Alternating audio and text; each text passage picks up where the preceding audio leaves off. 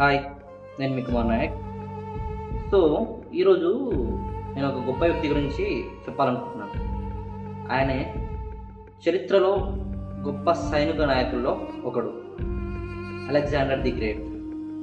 ఆయన్ని the great అని ఎందుకన్నారంటే, Alexander యూరోప్లోని Macedonia దేశానికి రాజు అప్పడు. అలాంటి రాజు ఎంతలా సామ్రాజ్యాన్ని స్థాపించాడంటే, గ్రీస్ నుంచి అఖండ భారతదేశాన్ని మొత్తాన్ని ఆయన పరిపాలించాడు. అయితే గ్రీకు రాష్ట్రాలన్నీ కలిపి సర్బియా అనే ప్రాంతాన్ని మీద దండెత్తాడు. దండెచ్చినప్పుడు పర్షియన్ సామ్రాజ్యాన్ని ఓడించాడు.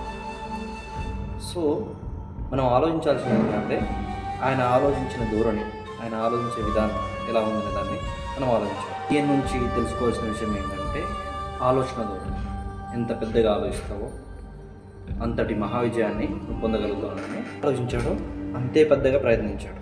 అది నాయకుడికి ఉండాల్సిన మొదటి లక్ష్యం. ఎవడైతే ప్రయత్నిస్తుంటాడో వాడికంటూ కానిదంటూ ఏది ఉండదు. గెలవడానికి నీకు కన్సిస్టెన్సీ అవసరం. అది ప్రయత్నించడానికి ధైర్యం ఉంటే చాలా పెద్ద కార్యమైనా సరే అసాధ్యం కాకుండా ఉండదు. పేరు లేకుండా ఎక్కువ రోజులు బతకడం కంటే గౌరవంగా, హుందాగా, కీర్తి ప్రతిష్టలతోని తక్కువ రోజులు బతికినా చాలు అనే మాట అలెగ్జాండర్ చెప్పిండు.